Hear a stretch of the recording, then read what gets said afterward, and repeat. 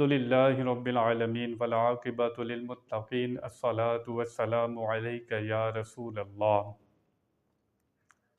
اللہ تعالیٰ نے قرآن پاک میں خوشی منانے کی طرف لوگوں کا دھیان دلوایا ہے اور توجہ کروائی ہے۔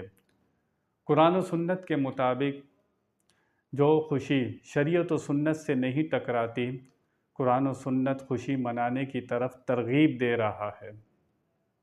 اللہ تعالیٰ اور قرآن و سنت کے مطابق جو خوشی شریعت و سنت سے نہیں ٹکراتی، وہ خوشی منانے کی طرف توجہ دلائی جا رہی ہے۔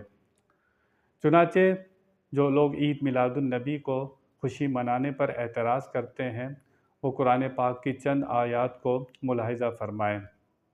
اللہ تعالیٰ قرآن پاک میں ارشاد فرماتا ہے، قُلْ بِفَضْلِ اللَّهِ وَبِرَحْمَتِهِ فَبِذَلِكَ فَلْيَفْرَحُوا هُوَ خَيْرٌ مِّمَّا يَجْمَعُونَ۔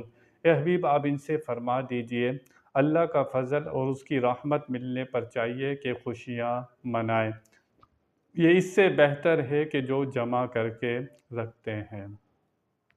اللہ کا فضل ملے اور اس کی رحمت ملے تو کیا کرنا چاہیے؟ خوشیاں منانی چاہیے۔ یہ قرآن پاک سے دلالت مل رہی ہے، یہ قرآن پاک کی گواہی ہے۔ اور فرمایا ہوا خیر مما یجمعون، یہ اس سے بہتر ہے جو تم جمع کر کے رکھتے ہو اور خوشی کے موقع پر مال خرچ کرتے نہیں ہو۔ اب میں آپ سے پوچھوں گا، سب سے بڑا فضل کیا ہے اور سب سے بڑی رحمت کیا ہے؟ آؤ قرآن سے ہی پوچھ لیتے ہیں۔ اللہ فرماتا ہے وَقَانَ فَضْلُ اللَّهِ عَلَيْكَ عَظِيمًا، اے محبوب آپ پر اللہ تعالیٰ کا فضل عظیم ہے، بہت بڑا آپ پر فضل ہے۔ تو میرے نبی پاک کی ذات فضل عظیم ہے۔ رحمت پوچھ لیں کہ سب سے بڑی رحمت کیا ہے؟ اللہ فرماتا ہے وَمَا أَرْسَلْنَاكَ إِلَّا رَحْمَةً لِّلْعَالَمِينَ، ہم نے آپ کو دونوں جہاں کے لیے رحمت بنا کر بھیجا۔ فضل بھی میرے محبوب کی ذات، رحمت بھی میرے محبوب کی ذات۔ تو سب سے بڑا فضل، سب سے بڑی رحمت جب نبی پاک صلی اللہ تعالیٰ علیہ وسلم ہے تو ان کی خوشی منانے سے کون روک سکتا ہے؟ کسی اور کے نزدیک اگر کوئی اور چیز فضل ہے، وہ نعمت ہے یا رحمت ہے، وہ اس کی خوشی منا سکتا ہے، لیکن جس کے لیے نبی کریم صلی اللہ تعالیٰ علیہ وسلم اور واقعی نبی پاک صلی اللہ علیہ وسلم سے بڑا کوئی فضل اور رحمت نہیں ہے۔ آپ کی تشریف آوری سے پہلے جو مکہ کا حال تھا، جو خانہ کعبہ میں 360 بت رکھے ہوئے تھے، لوگ اپنی بیٹیوں کو زندہ دفنا دیتے تھے، اس معاشرے کے اندر نبی کریم صلی اللہ تعالی وسلم تشریف لائے، اس معاشرے کا نقشہ بدل دیا۔ تو میں ان کے آنے پر، اور نبی پاک کی ذات وسیلہ ہے، ہمیں جو کچھ ملا ہے، ہمیں اللہ کی پہچان ملی ہے، دین ملا ہے، یہ نبی کے وسیلے سے ملا ہے، ڈائریکٹ ہمیں کچھ ملا نہیں ہے۔ تو جو کوئی بندہ ہم پر احسان کرے، ہم اس کے احسان مند ہوتے ہیں یا نہیں ہوتے؟ ہم اگر ان کی خوشی نہ منائیں تو پھر بتائیں، ہم اپنے بچے کی تو خوشی منا سکتے ہیں، 14 اگست کی خوشی تو منا سکتے ہیں، نبی کی پیدائش کی خوشی ہم نہیں منا سکتے، اور ہمیں لگتا ہے کہ یہ شرک ہوگا، بدعت ہوگا۔ ان لوگوں کو اپنے ایمان کی فکر کرنی چاہیے کہ وہ کس پر فتویٰ لگا رہے ہیں۔ اللہ فرماتا ہے یہ اس سے بہتر ہے جو تم جمع کر کے رکھتے ہو۔ یہ مال جو جوڑتے رہتے ہو، تمہیں چاہیے جب اللہ کا فضل، اس کی رحمت ملے تو تمہیں اپنا مال خرچ کرنا چاہیے۔ ایک آیت، دوسری آیت اللہ فرماتا ہے وَأَمَّا بِنِعْمَةِ رَبِّكَ فَحَدِّثْ، اپنے رب کی نعمت کا خوب چرچا کرو، اپنے رب کی نعمت کا خوب چرچا کرو۔ میں پھر آپ سے پوچھوں گا کہ سب سے بڑی نعمت کیا ہے؟ سب سے بڑی نعمت کیا ہے؟ دنیا کی جتنی نعمتیں آپ کو ملتی ہیں، مجھے ملتی ہیں، سب یہاں پر ختم ہو جائیں گی۔ میرے اور آپ کے آقا نبی کریم صلی اللہ تعالیٰ علیہ وسلم اتنی بڑی نعمت ہے جنہوں نے ہمارے لیے دنیا میں بھی کام آئے، کل قبر میں بھی کام آنا ہے، کل حشر میں بھی کام آنا ہے۔ اللہ فرماتا ہے جو تمہیں نعمت ملے تو اس کا خوب چرچا کرو۔ چرچا بند کمرے میں نہیں ہو سکتا، چرچا کرنے کے لیے تمہیں جلوس بھی نکالنا ہوگا، محافل بھی سجانی ہوگی۔ یہ اللہ حکم دے رہا ہے جب نعمت ملے تو اس کی نعمت کا خوب چرچا کرو۔ اور اہل سنت و جماعت نبی کریم صلی اللہ تعالی وسلم کو اللہ تعالیٰ کی عطا کی سب سے بڑی نعمت مانتے ہیں۔ ہمارے نزدیک اس سے بڑی کوئی نعمت نہیں ہے۔ تو نبی کا مل جانا ہمارے نزدیک سب سے بڑی نعمت ہے، ہم چرچا بھی اس لیے سب سے زیادہ کرتے ہیں۔ آگے اللہ ارشاد فرماتا ہے قرآن پاک میں تیسری آیت، اللہ فرماتا ہے وَذَكِّرْهُمْ بِأَيَّامِ اللَّهِ، اللہ تعالیٰ فرماتا ہے لوگوں کو اللہ کے دن یاد دلاؤ، لوگوں کو اللہ کے دن یاد دلاؤ۔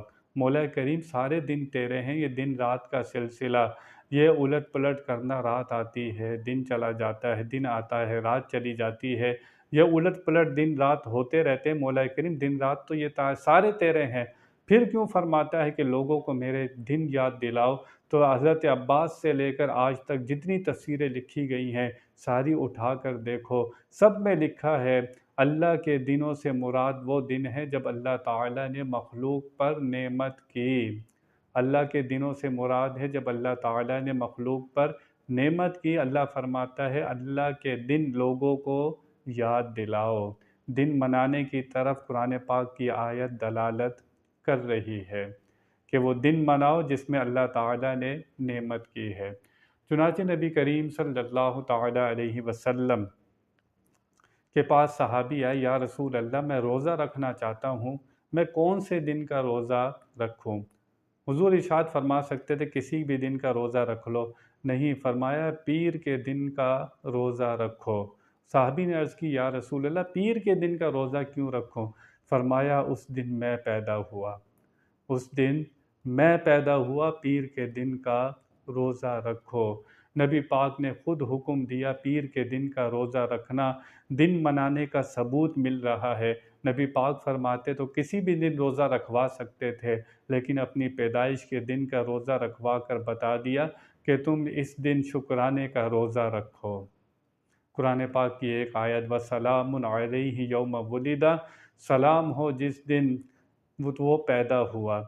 نبی جب پیدا ہوتے ہیں رب کا سلام آتا ہے۔ حضرت عیسیٰ علیہ السلام، حضرت یحییٰ علیہ السلام کا بیان قرآن میں موجود ہے، جس دن وہ پیدا ہوئے اللہ فرماتا ہے وَسَلَامٌ عَلَيْهِ يَوْمَ وُلِدَ، سلام ہو جس دن وہ پیدا ہوا۔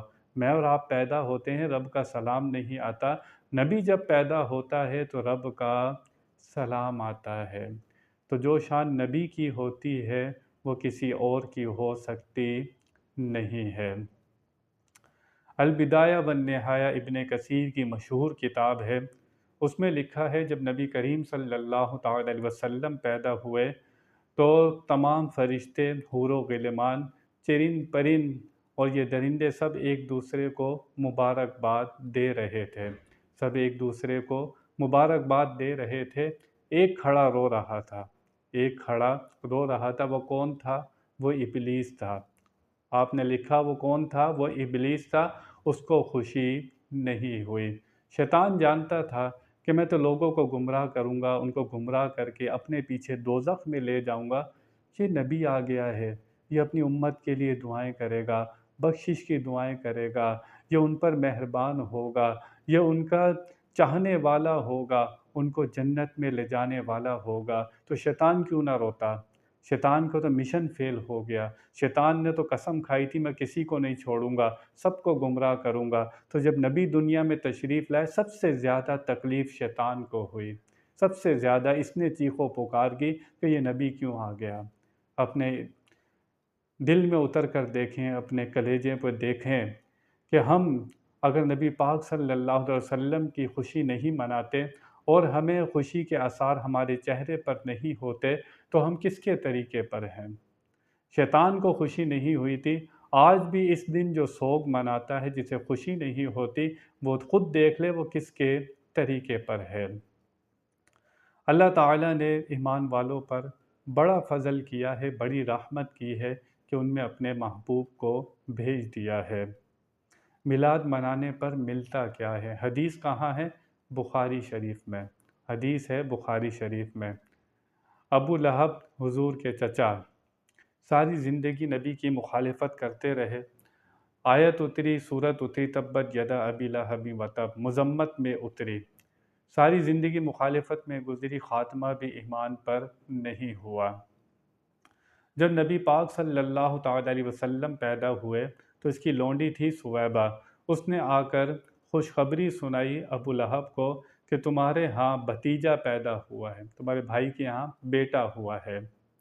تو ابو لہب نے خوشی میں انگلی کا اشارہ کیا ثویبہ کو اور کہا تو آج سے آزاد ہے۔ اسے انگلی کا اشارہ کر کے آزاد کر دیا۔ پوری زندگی ایسے ہی گزرتی گئی اور ایمان نہیں لائے، خاتمہ ایمان پر نہیں ہوا۔ دوزخ میں چلے گئے۔ حضرت عباس نے خواب میں دیکھا، پوچھا بھائی کیا حال ہے؟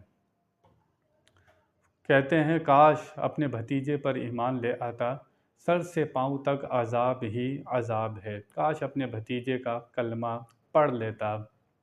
لیکن سنو، ایک وقت آتا ہے، وہ گھڑی جب آتی ہے جب میں نے نبی کریم صلی اللہ علیہ وسلم کے پیدا ہونے پر ثویبہ کو اس انگلی سے آزاد کیا تھا، اسی انگلی سے ایک چشمہ نکلتا ہے، اس کو میں اپنے منہ میں لیتا ہوں، مجھے سکون ملتا ہے، میرے عذاب میں تخفیف ہو جاتی ہے۔ جب وہ گھڑی آتی ہے، جب وہ لمحہ آتا ہے تو مجھے سکون ملتا ہے، راحت ملتی ہے۔ یہاں پر علماء نے لکھا ابو لہب کافر تھا، انتقال بھی کفر پر ہوا۔ کس کی خوشی منائی تھی؟ بھتیجے کی خوشی منائی تھی، نبی کی خوشی نہیں منائی تھی۔